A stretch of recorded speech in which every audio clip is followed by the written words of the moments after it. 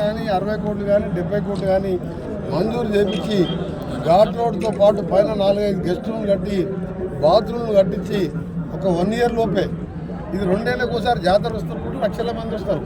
మామూలు కూడా దర్శనానికి వస్తారు, నిద్ర చేస్తానికి వస్తారు. కాబట్టి వారి కోరిక మేరకు ప్రజల సౌకర్యం కోసం భక్తులకు ఇబ్బంది లేకుండా ఇక్కడ ఘాట్ రోడ్ నిర్మాణం కూడా 2 నెలల్లోనే టెండర్ ప్రక్రియ పూర్తి చేసి స్టార్ట్ చేస్తాం.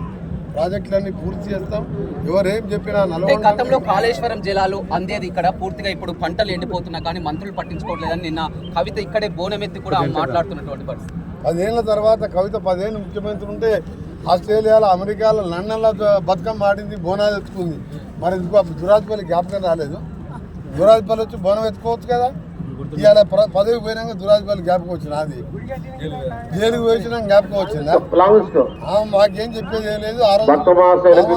ఎమ్మెల్యేగా ఉండి భక్తులు సమర్పించే కానుకలు మొక్కుబడులు ఉండిలో మాత్రమే వేయగలరు.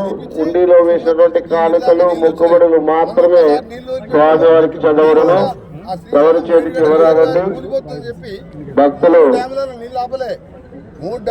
ఎవరి చేతికి ఇవ్వకుండా మీరు సమర్పించాలనుకున్నటువంటి కానుకలు మొక్కుబడులు నీళ్లు వాడకుండా ప్రాజెక్టులతోనే 1,52,00,000 టన్నుల ధాన్యాన్ని పండించి అందులో 70% ధాన్యానికి 500 రూపాయల బోనస్ ఇచ్చిన చరిత్ర మాది. వాళ్ళు మా గురించి మాట్లాడదా? నువ్వు అట్లా నల్గొండ బాగు చేసి ఉంటే 11 సీట్లలో డిబైట్ ఎందుకు పోతుంది? 2 పార్లమెంట్ సీట్లల్లో ఒక నల్గొండ పార్లమెంట్ ఇది ఏకంగా దక్షిణ భారతంలోనే హైయెస్ట్ మెజార్టీ.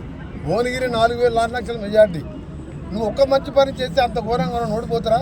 ఇది ఒక్కటి ఆలోచించుకో. జగదీశ్ రెడ్డి ఈ తలకాయ కిందికి లేవడితే పైకి లేవట రాదు. నన్ను చూడాలంటే ఇట్లా చూడాలి. ఆయనకు నీకు మనసులో చూసే ఓపిక లేదు. ఇంతసేపు డబ్బు కావాలి.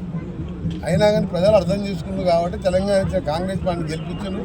2 లక్షల రుణమాఫీ అన్నాం. 21,000 మందికి 21,000 రూపాయలు 25 లక్షల మందికి చేసినాం.